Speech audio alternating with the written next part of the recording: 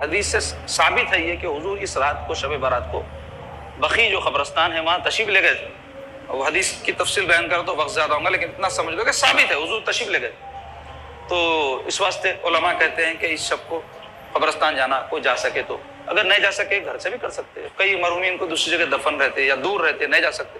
اہتمام ہونا چاہیے. اگر نہیں گئے ہم تو ہمارے کو خبر پہ کوئی نہیں آتا، تو ہم جاتے رہیں گے، ہمارے بچوں کو لے جاتے رہیں گے، تو یہ سلسلہ رہیں گا. کئی لوگ نہیں جا رہے، درگاہوں کو جاتے خود بچوں کو لے جاتے، علماء کے پاس جاتے بچوں کو لے جاتے.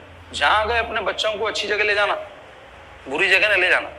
تفریح بھی کرانا اپنے بیوی بچوں کو، منع نہیں ہے، لیکن خاص طور پہ ایسے کام جو ہم چاہتے ہیں مرے بعد بھی جاری رہیں، فاتحہ ہے، درود ہے، نہیں کر رہے ہیں نوجوان بچے. کیوں؟ ہمارے بڑے عادت نہیں ڈال رہے.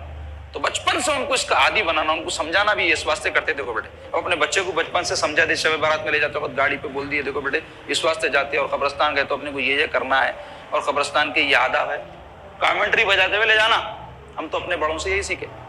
تو قبرستان مرحومین کے لیے جا کے دعا کرنا. نہیں جا سکے تو کیسے بھی ان کے مغفرت کر سکتے. ہمارے پاس کیا کرتے، کھانے وانے پکا کے کھاتے، خود بھی دوسروں کو بھی کھلاتے، ایصال ثواب کرتے. جائز ہے، یہ سب کرنا چاہیے. تو ایصال ثواب کے لیے تو کھانا پکا کے کھلانا بھی ایک عمل ہے. اس کے علاوہ قرآن کی تلاوت کر کے اس کا ثواب، درود پڑھ کے اس کا ثواب، صدقات خیرات کر کے اس کا ثواب، یا کوئی پرماننٹ کوئی کام کر کے بھی اس کا ثواب اپنے مرحوم کے لیے وقف کر دے سکتے. مثال کے طور پہ کوئی مسجد بن رہی ہے، اس میں کچھ دے دیے یہ نیت سے کہ ہمارے ابا انتقال ہو گیا، ان کو ثواب پہنچے. اب جب تک مسجد میں عبادت ہوتی رہی، ابا کو ثواب ملتا رہتا. خانقاہ میں گولا جلا ہوا دکھ رہا، لا کے یہاں لگا دیتا ہوں میں یہ نیت سے، جب تک جلتے رہا ہمارے ابا کو امی کو جو بھی انتقال ہوا ان کو ثواب ملے. زندہ بھی ہے تو ہم یہ سوچ کے کہ میرے کو ثواب ملے گا لگا لے سکتے ہیں. اس میں کیا ہے؟ گولا لا کے دے رہے ہیں، بول رہا ہوں، مثال دے رہا ہوں. حالانکہ ضرورت رہتی، مسجد میں بھی رہتی، خانقاہ میں بھی رہتی، ہر جگہ رہتی. تو کوئی بھی ثواب کی نیت سے مرحوم کے لیے کچھ خرچ کرے تو اس کو ایصال ثواب بولتے، تو وہ بھی کر سکتے. اس موقع پر اس کی فضیلت ہے. اور زیارت قبور جیسے بولانا میں، وہ بھی عمل ہے اس میں. تو زیارت قبور کے آداب کیا ہے؟ عام قبرستانوں میں گئے تو حضور پاک صلی اللہ علیہ وسلم اس کے آداب ہم کو سکھائے کہ وہاں جانے کے بعد تمام اہل قبور کو سلام کرنا. السلام علیکہ یا اہل الدیار، نسأل اللہ لنا ولکم العافیہ، انتم سلفنا ونحن بالاثر. یہ دعا ہے، مگر چھوٹی شارٹ دعا کیا ہے؟ السلام علیکہ یا اہل القبور. بولیے السلام علیکہ یا اہل القبور. یہ یاد کر لو، اتنا بھی بولے تو بس ہے، لیکن پوری دعا یاد کر تو ثواب زیادہ ملتا. تو اس کے معنی کیا ہے؟ اے قبر والو، آپ پر سلامتی ہو، آپ سلامت رہو. لوگ کیا سمجھتے؟ زندہ رہتے سلامت رہتے سمجھتے. اس واسطے بولتے سلامت رہو تو زندہ رہو بولنے کے معنی تھے. ہاں، زندگی کے ساتھ زندہ رہنا سلامتی ہے، مر گئے بعد عذاب سے محفوظ رہنا سلامتی ہے.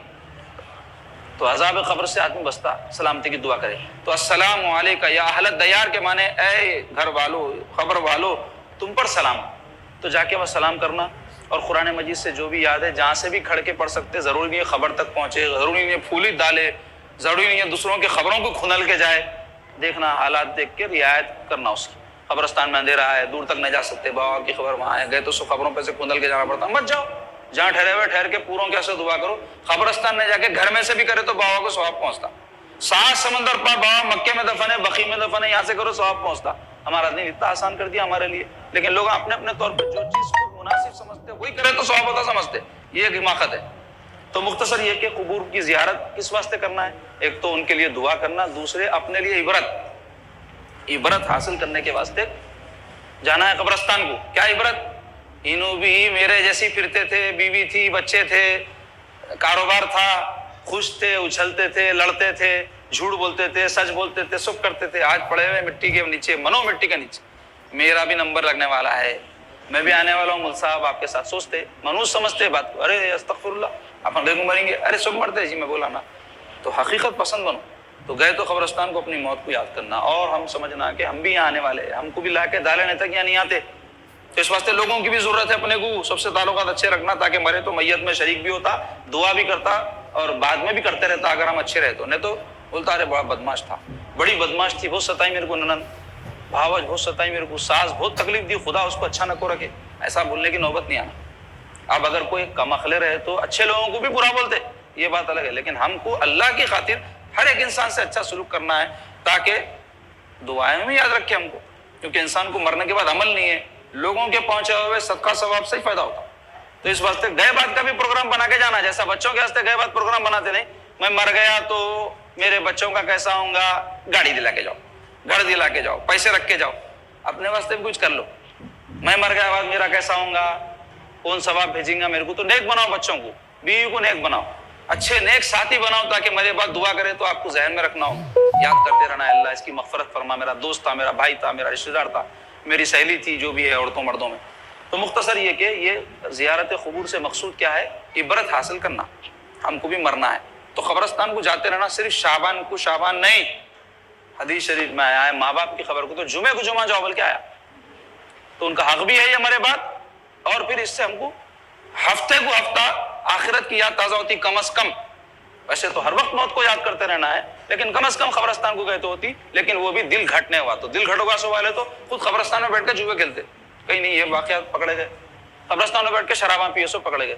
اب ایسا سخت دل ہوگا تو کیا کر سکتے, اللہ ہی خیر کرے. لیکن دل نرم رکھنے کی خاطر جاتے رہنا, تاکہ ہمارا دل نرم رہا تو زمین نرم رہی تو بیج ڈالے تو زیادہ جلدی جو ہے اناج نکلتا, پھل نکلتا, پھول نکلتے. زمین سخت رہی تو بیج ڈالے تو پانی پڑا, ہوا چلی تو اڑ کے چلی جاتی ہوگا.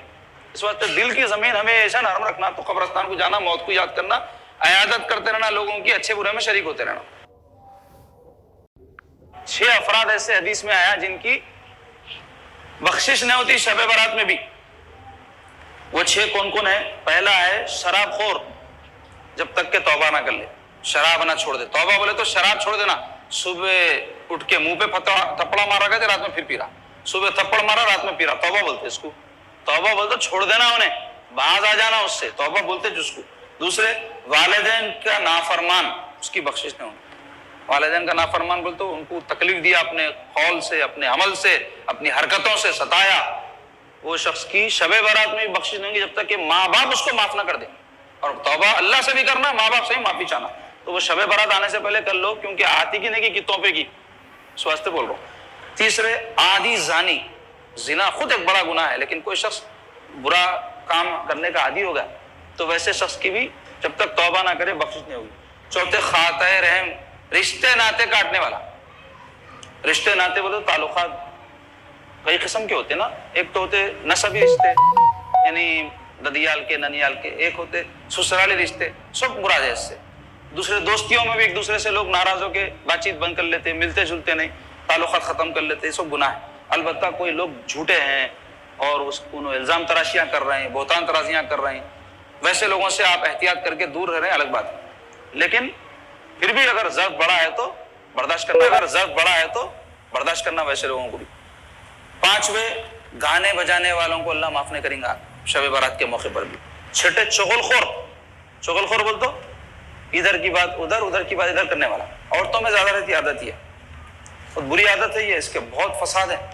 چغل خوری سے کیا ہوتا, لوگوں کے بیچ میں نفرتیں پیدا ہوتی, جھگڑے پیدا ہوتے. ہم کو معلوم بھی ہوا کوئی کسی کی برائی ہمارے سامنے کرا بھی تو دوسرے کو نہیں بولنا, یہاں تو کوئی تعریف بھی کرا تو حسد کی وجہ سے جا کے ان کے بارے میں برا بولتے رہو, انہوں ایسا بولے میرے کو, انہوں ایسا بولے, الٹا بولتے.